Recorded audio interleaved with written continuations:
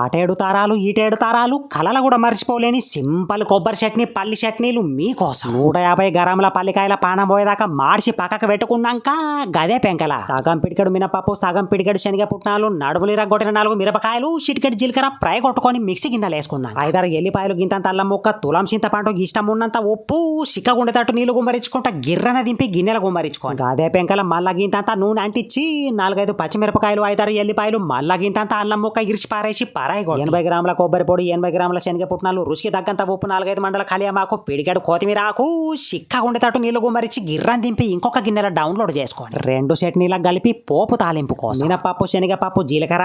ఆవాలు ఎండుమిర్చి కలియమాకు అయ్యో నేను ఇంగు వేసుడు మర్చిపోయినా ఏమనుకోకూడదు పిల్లగాళ్ళ కోసం పుణ్యం ఉంటుంది మీరైతే మరవకుండా వేసుకో పోయేటప్పుడు అట్టి చేతులతో పోకుండా మా పెండ్లై 4 సంవత్సరాలు విజయవంతంగా పూర్తి చేసుకున్నందున మీ 2 చేతులతోని పిరిగా ఆశీర్వదించి ఇక పక్కకుండా లైక్ షేర్ సబ్స్క్రైబ్ మరవకుండా కోత